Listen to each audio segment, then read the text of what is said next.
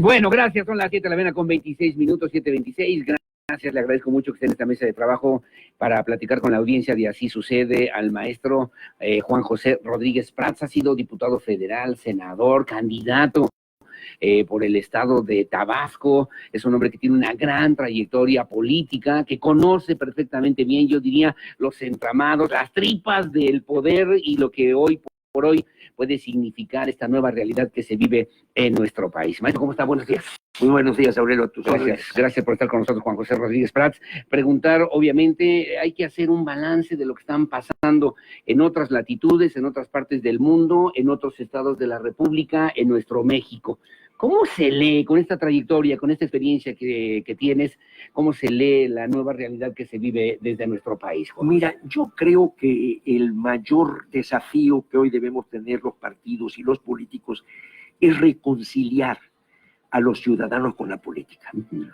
No hay mayor daño que se le pueda hacer a una democracia incipiente, embrionaria, yo diría que hasta viciada, sí, en muchos casos, como es nuestra democracia, si la ciudadanía sigue marginándose, sí, si sigue viendo a la política como algo sucio. Yo, por ejemplo, cuando escucho a mucha gente que dice yo soy ciudadano independiente y entonces soy mejor ciudadano que el ciudadano militante de un partido. Sí, yo soy militante, por supuesto, sí, claro. Yo soy militante del PAN, yo suscribo la doctrina del PAN y asumo los principios del PAN. Entonces, eso me hace ser un ciudadano de segunda frente al ciudadano independiente, y el ciudadano independiente pues fue Hugo Chávez. Bueno, independientes además de qué, o de quién, claro, o por qué, claro, también en algún momento. Entonces, es hasta también pose política, sí, ¿no? Pero contestando tu pregunta así directa, yo creo que nos debemos esmerar en reconciliar a la ciudadanía con la política. Para mí ese es el mayor desafío que tenemos rumbo al 21. Sí. Y que funcione la división de poderes. Para mí el poder legislativo, fui 15 años legislador, fui diputado y fui senador, no es hacer leyes. Tenemos una idea de que llegamos a la Cámara y estamos ahí pensando y soñando en iniciativas, por lo regular son ocurrencias que están lesionando el derecho. Y han sido durante mucho tiempo. Y para mí la tarea más importante del poder legislativo es contrapeso. Para mí es el procurar que no se abuse del poder. Esa es la razón de la división de poderes. Sí, claro, que es una visión democrática también, de lo que realmente tendríamos que pensar en términos de lo que son las responsabilidades del nuevo Estado mexicano. Y estamos viendo, por ejemplo, en el régimen presidencial, que nosotros tenemos un régimen presidencial copiado de los Estados Unidos, como ahorita acaba de librar, entre comillas, un juicio político Donald Trump. Sí, claro. Estamos viendo que el poder legislativo empujó, la Cámara de Representantes aprobó que se iniciara el proceso. Desafortunadamente el Senado no quiso ver la realidad, con excepción de Mitt Romney, y mi respeto para el señor senador republicano que dijo sí, hay elementos para hacer el juicio para político, afirmar que se violó la Constitución. Sí, claro. Se violó la Constitución. Hay una verdadera división de poderes. Hay una verdadera, o sea, la división de poderes desde que surge en Grecia, porque ya en Grecia se hablaba de limitar el poder. 510 años antes de Cristo surge el Senado en Roma, cuando se funda la República, y es una cuestión que creo que la historia de la humanidad lo confirma. El hombre con poder es peligroso. El hombre con poder es peligroso. Juan José Rodríguez Prats ha sido senador, diputado federal, es abogado, es un hombre que ha tenido también una trayectoria importante dentro de los ámbitos académicos, allá en Veracruz y en Tabasco específicamente, y en la República Mexicana, y preguntar en este concepto de la nueva república, si podemos hablar de una nueva república. Estuvo el presidente de la República, Andrés Manuel López Obrador, que tú también conoces perfectamente bien, mi querido Juan José, y tabasqueño, y además en esta misma lucha política fueron candidatos al gobierno de Tabasco en aquel entonces. A pesar de que nos conocemos, nos apreciamos. Sí, es tu amigo. Sí. Es tu amigo. Inclusive quiero decirte que él me ofreció, porque nos vimos en la toma de posesión del gobernador de Tabasco, Adán Augusto, y ahí pues hubo un momento en que nos encontramos y él me ofreció: ¿qué estás haciendo? Cuando un presidente le pregunta a alguien ¿qué estás haciendo? Entonces yo le dije: leo, escribo, quiero escribir tu biografía, pero con lo malo va a salir un volumen un libro muy voluminoso. Y me dijo, déjate de teoría y vamos a la acción. Y le contesté, Acción Nacional. Sí, claro. Entonces, claro. Sí siento que está tomando decisiones equivocadas. Sí siento que el año próximo tenemos un enorme desafío, todos los partidos políticos, que debemos hacer un frente para evitar que tenga una mayoría en la Cámara de Diputados. ¿Hay una crisis de los partidos políticos? ¿Hay una crisis de representatividad, de legitimidad? Los partidos siempre hemos estado en crisis. No es nada nuevo. Se va a un partido y no se va a un convento. Se va a un partido donde hay lucha por ambiciones, en donde es organizar la voluntad ciudadana. Porque quieren ganar el poder. En donde hay una lucha permanente entre principios y conductas. Porque lo más difícil en política es la congruencia. Ser congruente es un auténtico desafío. Que sería un principio básico para los políticos, para lograr esta reconciliación. Alonso Lucambio, que fue un gran mexicano, yo lo aprecié mucho, y decía que hay tres tipos de líderes. Hay los que duermen a pierna suelta porque no tienen principios. Hay los que duermen a pierna suelta porque teniendo principios no los confrontan con la realidad. Se encierran en su torre de marfil y dicen, yo no me contamino con la realidad que está sucia. Y hay un tercer grupo de líderes políticos que llegan al final del día y no concilian el sueño porque se cotejan de lo que hicieron durante el día con sus principios. Ese tipo de líderes requerimos. De ese tercer tipo. O sea, que estemos cotejándonos permanentemente. Quisiera entrar a comentar un poquito lo que es hoy la realidad política de nuestro país. Juan José Rodríguez Prats, si no tienes inconveniente. Pero antes, ¿no hay una crisis también muy severa dentro del Partido Acción Nacional en este tiempo, en este momento que se vive? Mira, el PAN tiene una historia que yo diría que hay un saldo positivo. O sea, fue congruente en la oposición, cometimos errores en el gobierno, a nivel municipal, a nivel estatal, ha habido buenos gobernadores, ha habido malos gobernadores.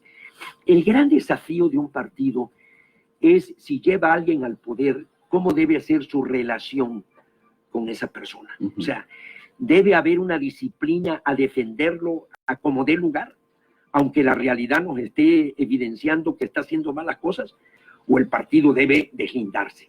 Ese es el gran desafío. Por ejemplo, lo que acaba de suceder en Estados Unidos, esta disciplina del Partido Republicano, esto es dañino.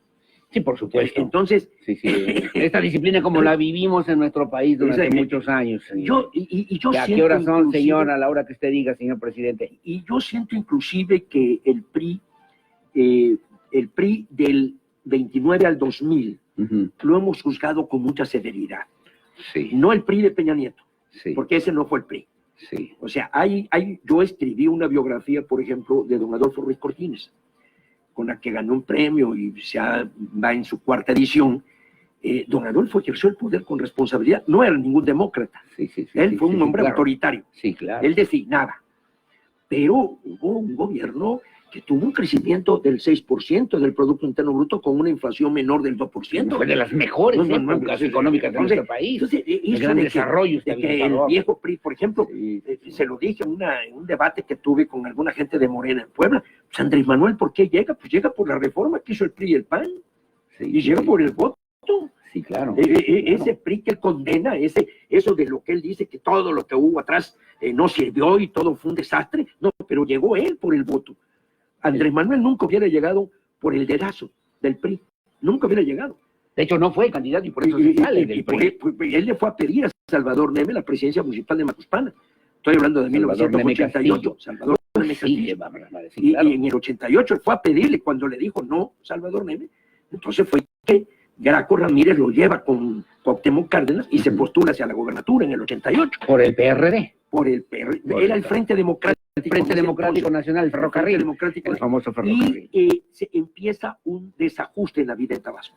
O sea, la irrupción de Andrés Manuel en la vida en Tabasco provocó un enorme desorden y se resquebrajó la gobernabilidad. Después la caída de Salvador Neme, la renuncia que ordena Salinas de Gortari de Salvador Neme, hizo crecer el liderazgo de Andrés Manuel y el movimiento de resistencia civil. Que ahora no se puede resolver por ningún modo. Porque como decía Carlos Madrazo, en Tabasco es fácil encender hogueras, lo difícil es apagarlas. Y en esa época iba también, obviamente, contendiendo, estaba Muñoz Ledo, Cuauhtémoc Cárdenas en otra convenciera, ahí... pero es la reconformación de los nuevos partidos políticos. Ahora, y ese viejo PRI que dio estabilidad, que dio gobernabilidad, yo diría que era una autoridad sin democracia. Pero ahora tenemos una endeble autoridad y una democracia pervertida. Perdóname, pero después del PRI, durante todos estos tiempos y estos años, tuvimos 12 años del Partido Acción Nacional. ¿Cómo lo consideras? ¿Qué dirías de estos 12 años? Tuvimos aciertos, por ejemplo, yo te diría que el gobierno de Vicente Fox, por ejemplo, la actuación de Julio Fren en salubridad fue magnífica. Ahí está el Seguro Popular, que ahora lo borraron de plumazo y vean todas las consecuencias que ha tenido. Vicente Fox, por ejemplo, también tuvo una decisión muy valiente en cuanto a Irak, cuando el Consejo de Seguridad votó en contra de una solución violenta. O sea, ahí México se vio digno y tuvo la presión, porque eso lo escribe George W. Bush en sus memorias de cómo Vicente Fox se negó a darle el apoyo. Esa fue una decisión valiente en política exterior. Sí, claro. Hubo un gabinete, por ejemplo, con Carlos María Bascal, con Pedro Cerizola, Francisco Gil Díaz, Javier Usabiaga. Fueron buenos funcionarios. Hubo fallas. Yo creo que la falla fundamental del PAN es falta de habilidad política. El priista sí tuvo habilidad política. El panista en eso falla. Le falta. Por ejemplo, se acabaron las renuncias desde el centro. Sí, es cierto, sí. Se cumplió la Constitución, pero surgieron los señores feudales. Sí. Entonces, claro. Eso para mí es gravísimo lo que ha sucedido en México. Surgieron los Javier Duarte, los César Duarte, los Humberto Moreira, y desgraciadamente fallaron los congresos locales como contrapeso. Patrón Laviada, entre otros personajes.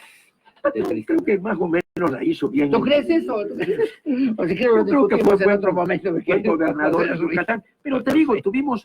Y después también el PAN perdió el rumbo en cuanto a postular a quien sea con tal de que no garantizara el triunfo.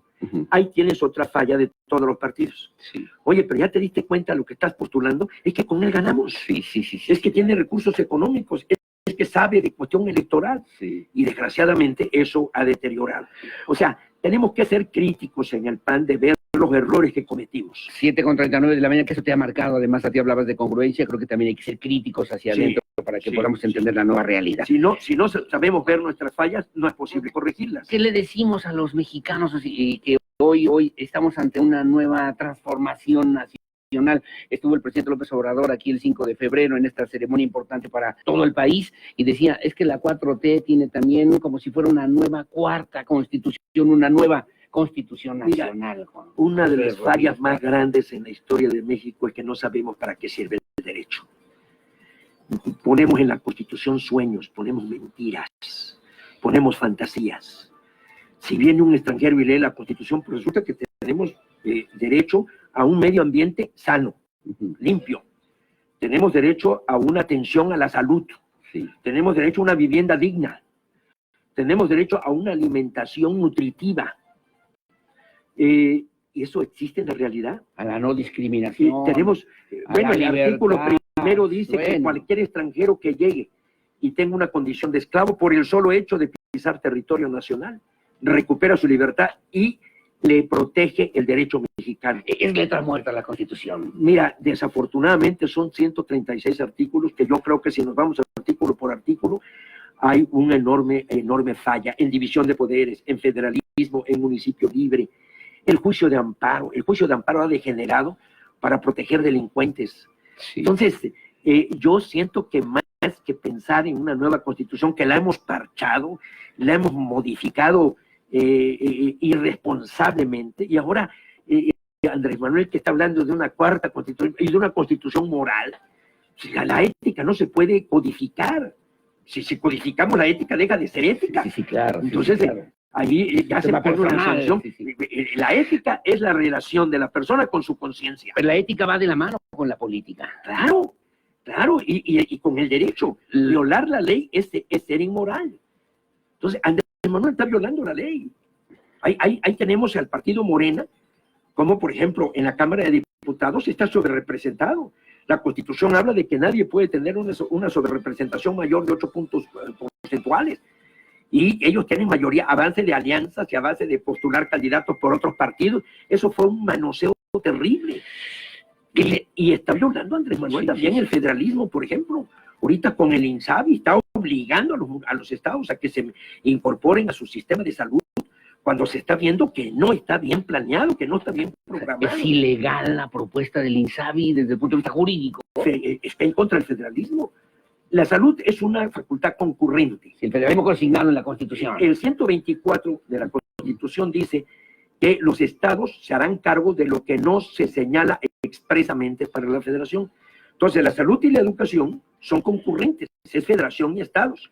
Y Andrés Manuel quiere centralizar, o sea, eso es en contra del federalismo. Juan José Rodríguez Prats, agradecerte que estés con la audiencia de Así Sucede Querétaro. La política enloquece a los hombres, la política cambia a los hombres, modifica lo que realmente tendría que ser con la esencia humana de la que hablaban los griegos en el siglo V antes de Cristo. Adolfo Ruiz Cortines, un día yo le pregunté a Carlos Madrazo, Carlos Madrazo Becerra, papá, el padre, sí, claro, un gran político, un gran líder. Y le dije, ¿qué político es el que más le ha impresionado? Y Adolfo Ruiz Cortines, y Madrazo dijo, Adolfo Ruiz Cortines, con una mirada a la pupila de su interlocutor, calibraba el alma del hombre. Esa es la política. La política prueba a los hombres. Y lo dijo muy bien Michelle Obama en la Convención Demócrata. No cambia, demuestra quién eres, el ejercicio del poder. Hoy en este tiempo, ¿qué político necesita nuestro país? ¿Qué tipo, qué clase de político necesita y requiere este país? Cuando yo fui priista durante 25 años y en alguna ocasión decíamos, ¿qué requerimos al frente del PRI? Entonces me dijo alguien, una gente que tenga la consistencia doctrinaria, ideológica de Reyes Heroles y la elocuencia de Carlos Madrazo.